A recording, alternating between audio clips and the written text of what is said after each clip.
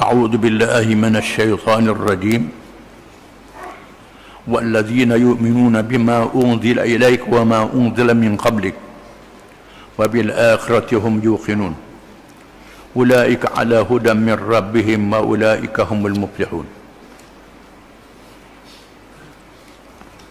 Ya.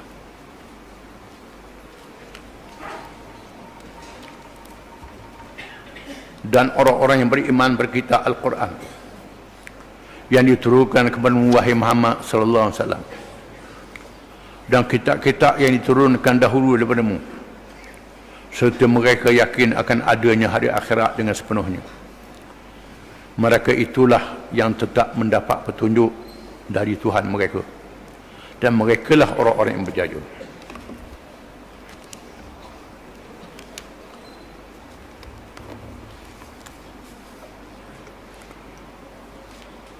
Bagian yang pertama daripada ayat ini, Allah Ta'ala meneruskan sifat mereka yang bertakwa kepada Allah, ialah mereka yang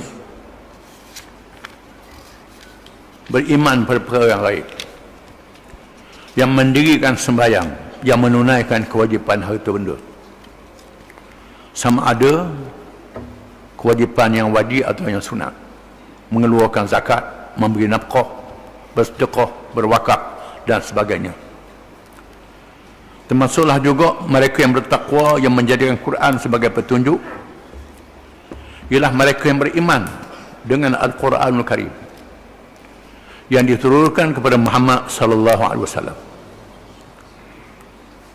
Percaya sebenarnya Quran daripada Allah Ta'ala, percaya pada semua yang disebut dalam Quran, sama ada perkara yang nyata, perkara yang gaib, perkara yang kita tahu halal haramnya, apakah tujuan di sebaliknya, ataupun kita tak tahu tujuan di sebaliknya, tapi Quran mengatakan haram, Quran mengatakan halal, kita percaya. Kerana ada orang tu dia nak percaya, nanti nampak dulu mengapa hikmah diharamkan, baru dia percaya. Kena nampak dulu mengapa hikmah dihalalkan, kena percaya. Kalau tidak, dia tak percaya. Ini tak betul iman dia. Ataupun beriman dengan sebahagian daripada Quran, sebahagian lagi tak beriman. Beriman dengan bacaan dia saja, jaga tajwid dia, bukan main. Jaga tajwid dia. Hukum hakam dia je, bab semayang, puasa, haji je. Yang berkait dengan ekonomi, berkait dengan politik, berkait dengan undang-undang, berkait macam-macam dalam Quran, dia tak percaya. Ataupun dia percaya boleh pakar zaman Nabi je, zaman lain tak ada pakar dah. Ni semua mengarut belaka. Dia kena sedar Quran adalah ilmu daripada Allah Ta'ala, rahmat daripada Allah Ta'ala, kebaikannya berpanjangan, kekal selama-lama. Ini Quran, dia kena percaya. Sama ada dia tahu hikmah, tak tahu hikmah, dia kena percaya sungguh-sungguh.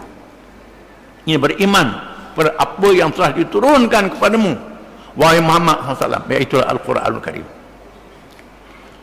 dan memahami Al-Quran itu sebagaimana yang ditafsirkan oleh Nabi SAW, yang ditafsirkan oleh sahabat-sahabat yang diajar oleh Nabi SAW, yang ditafsirkan oleh ulama-ulama yang menerima ilmu sebagaimana yang diajar oleh Nabi SAW. Jangan menafsirkan ikut suka hati, ikut pandai, tidak boleh. Mesti dengan asas-asas ilmu yang betul, pesaka yang diwarisi daripada Nabi sallallahu alaihi wasallam. Apa yang boleh diamalkan, yang boleh buat selalu. Yang tak mampu nak buat, ada niat nak buat, dapat pahala niat, dapat pahala niat itu. Contohnya, benda yang kita boleh buat, semayang boleh buat, puasa boleh buat, ada piti, haji boleh buat.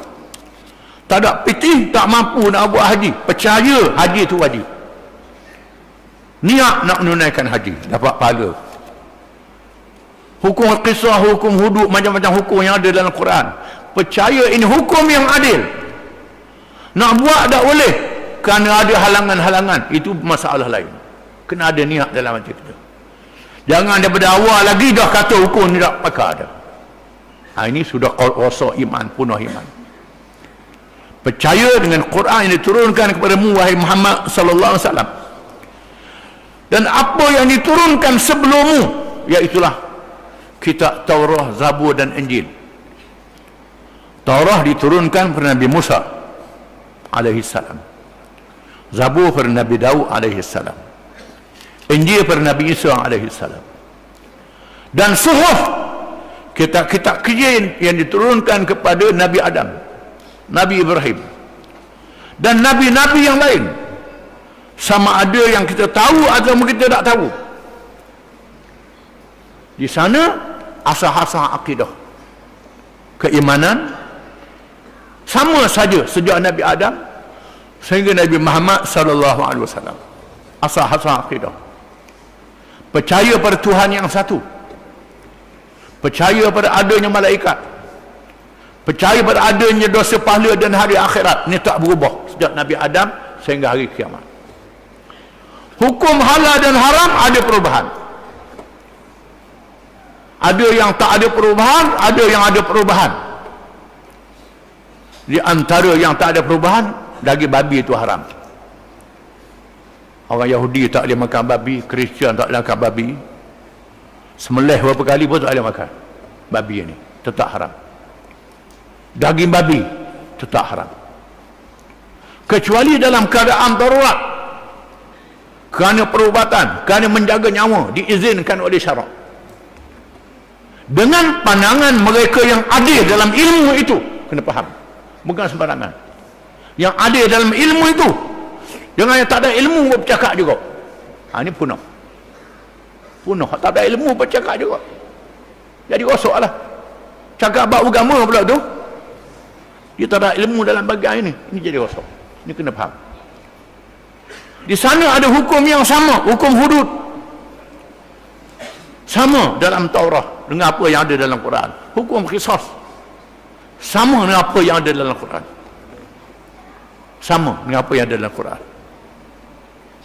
Oleh kerana itu, bila orang-orang Yahudi yang nak mencuba Nabi Muhammad SAW ketika mereka berada di Madinah, kerana bila Nabi mendirikan kerajaan di Madinah,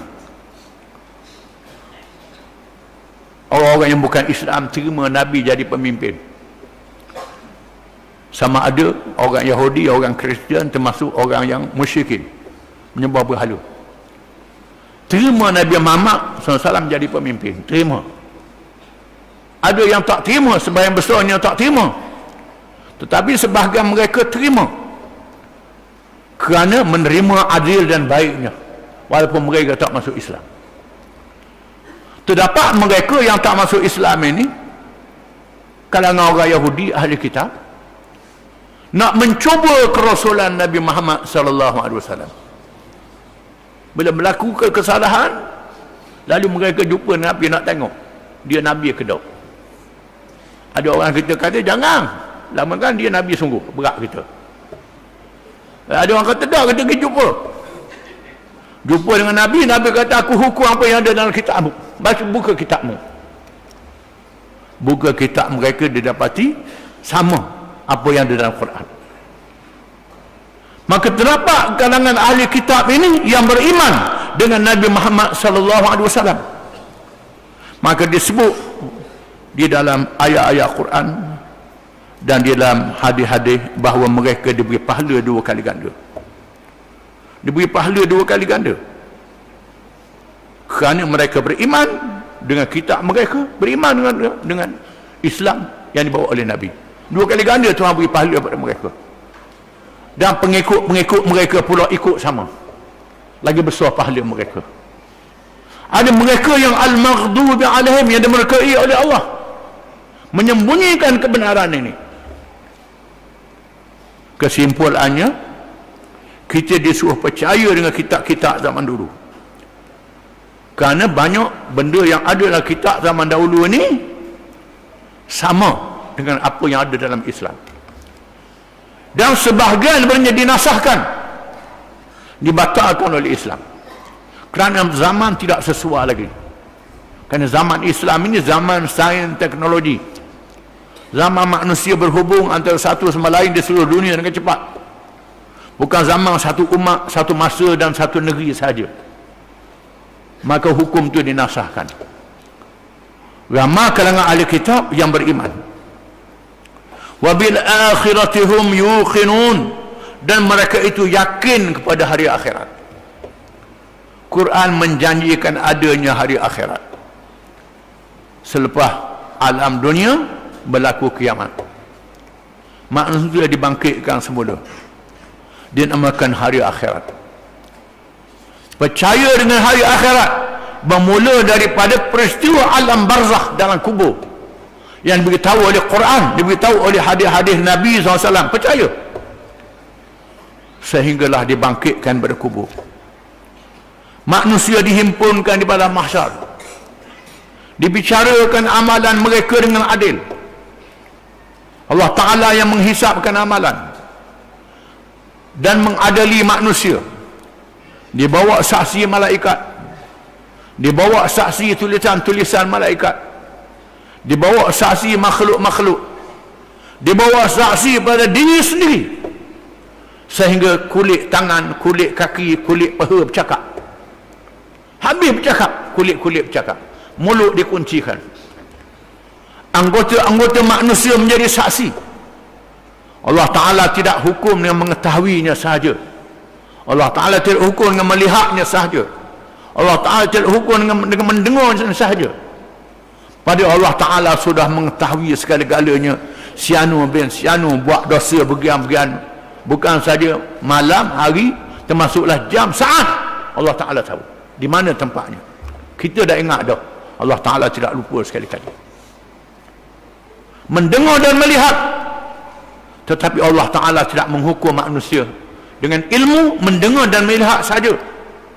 Dibawa catatan malaikat, dibawa saksi-saksi, dibicarakan manusia, ditimbangkan amalan mereka. Selepas percaya, timbang pula amalan itu, digandakan amal yang baik dengan 10 kali ganda, ada yang 700 kali ganda, ada yang berkali ganda. Amal yang jahat tidak digandakan. Dibenarkan syafaat daripada nabi-nabi, malaikat, ulama, syuhada dan lain-lain boleh memberi syafaat, diizin oleh Allah Ta'ala. Ada yang dirahmat oleh Allah Ta'ala pada hari kiamat kelak. Macam-macam kurnia yang sangat luas pada Allah Ta'ala. Kemudian dilalukan di atas sirat, titian menuju ke syurga, bukan pergi percuma begitu saja. Di mana perkara-perkara yang mengait dia di atas dunia ni akan kait dia jatuh dalam neraka ketika lalu di atas sirat itu. Benda apa yang kait di atas dunia kalau dia tak bertaubat? Kalau pitih kait, pangkat kait, apa benda kait, awan nafsu kait dia, ini yang mengait dia, penyangkut untuk mengumbangkan dia dalam neraka, kecuali dia telah bertaubat.